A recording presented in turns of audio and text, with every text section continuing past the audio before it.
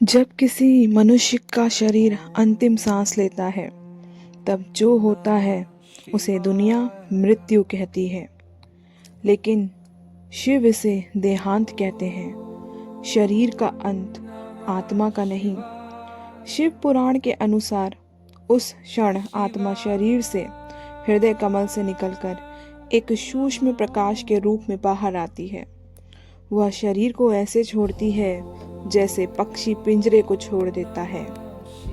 पर गीता कहती है, आत्मा ना जन्म लेती है ना ही मरती है, वे केवल शरीर बदलती है।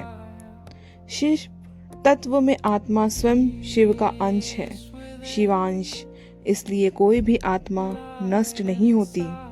मृत्यु के पहले अंतिम क्षण में मनुष्य जो सोचता है वही आत्मा की दिशा तय करता है।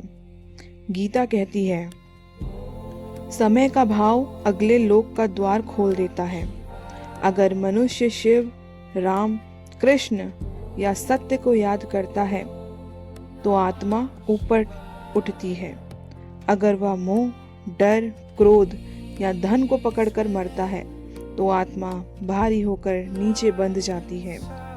शिव पुराण बताता है कि मृत्यु के बाद आत्मा कुछ समय तक भूत लोक में रहती है। वो अपने घर, अपने शरीर, अपने प्रियजनों को देखती है, लेकिन वह उसे नहीं देख पाते हैं। आत्मा बोलना चाहती है, रोना चाहती है, पर कोई उसे सुन नहीं सकता। यही वह अवस्था है जब बहुत सी आत्माएं फंस जाती हैं, क्योंकि वे अभी भी शरीर को मैं नहीं मानती। इसके बाद यमदूत आते हैं। गरुड़ पुराण कहता है, आत्मा तो यातना मार्ग में यमलोक ले जाया जाता है। यह मार्ग उसकी ही चेतना से बनता है जो बहुत पवित्र है। उसके लिए यह मार्ग फूलों से भरा होता है। जो पापी है उसके लिए यह मार्ग कांटों से, अंधकार से और भय से भरा होता है। यम लोग इतना दंड गृह नहीं बल्कि कर्म न्यायालय है। वहाँ आत्मा के सामने उसके पूरे जीवन का चित्र खुल जाता है। हर झूठ, हर आंसू, हर छल, हर प्रेम, हर दया। कोई न्यायाधीश नहीं, आत्मा खुद अपना निर्णय देखती है।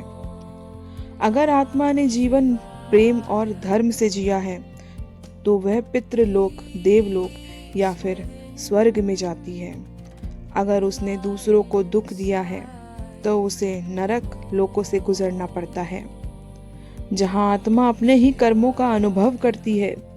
नरक सजा नहीं, शुद्धिकरण है।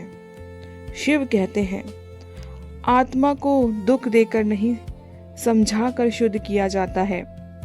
जब आत्मा अपने कर्म भोग लेती है तब वह फिर जन्म लेने के लिए नीचे आती है। गीता इसे पुनर्जन्म कहती है। गरुड़ पुराण बताता है कि आत्मा फिर से गर्भ में प्रवेश करती है और फिर नया जीवन शुरू होता है।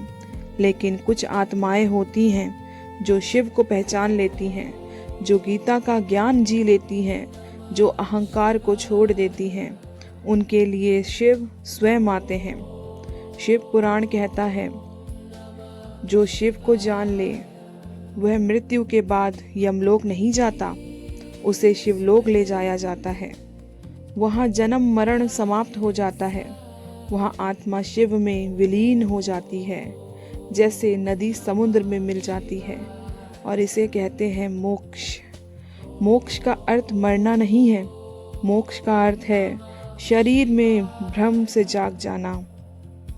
इसीलिए शिव, गीता और गरुड़ पुराण तीनों यही कहते हैं, शरीर मरता है, आत्मा यात्रा करती है, कर्म निर्णय लेते हैं और शिव मुक्ति देते हैं। अगर मनुष्य इस जीवन में प्रेम, सत्य और शिव चेतना में जी ले तो मृत्यु उसके लिए अंधकार नहीं बल्कि प्रकाश का द्वार बन जाता है।